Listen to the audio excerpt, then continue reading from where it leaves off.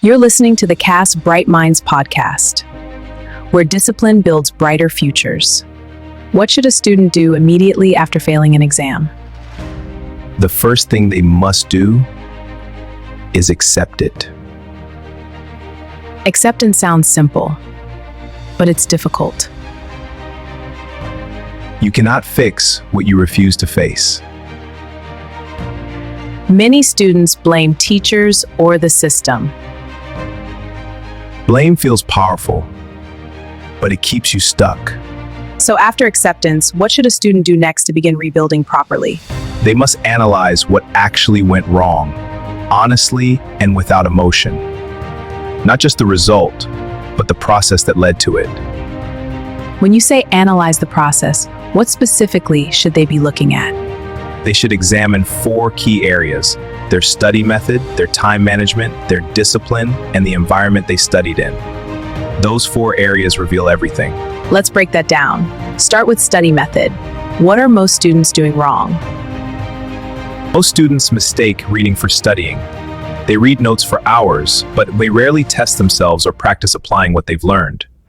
That's where the gap begins. So it's not about how long they study, but how they study? Exactly. 2 focused hours of active practice is more powerful than 5 distracted hours of passive reading. Quality over quantity. And what about time management? How does that affect a student who's trying to make a comeback? Time management is often the silent problem. Many students study when they feel like it, not when they plan to. And that creates inconsistency. So what does proper time management actually look like for someone rewriting exams? It means having a fixed schedule, specific subjects, specific hours, and treating those hours like an appointment that cannot be missed. Structure creates stability. And what about discipline? Many students struggle with staying consistent. Discipline is not about motivation. It's about keeping promises to yourself even when you don't feel inspired. That's where confidence is built. So you're saying confidence doesn't come before action, it comes after consistency. Exactly. When you study for 2 hours every day for 30 days, you begin to trust yourself again.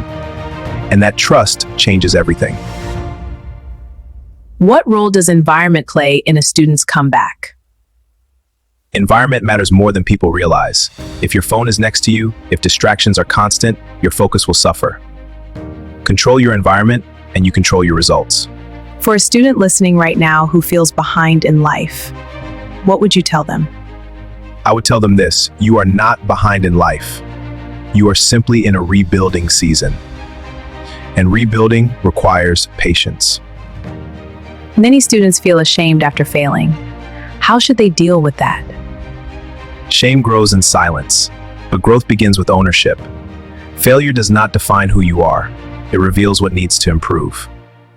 So how does a student shift their identity from someone who failed to someone who's rebuilding?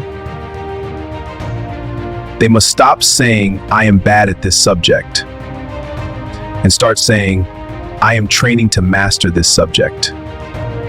That shift sounds small, but it changes everything, doesn't it? It changes behavior, and then behavior changes results. When your identity shifts, our actions follow. If you could leave students with one final message about comebacks, what would it be?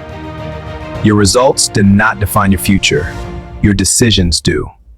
Rewrite, refocus, rebuild. That's powerful. Thank you for that perspective. If you're building right now, stay consistent. Your comeback is earned, not announced.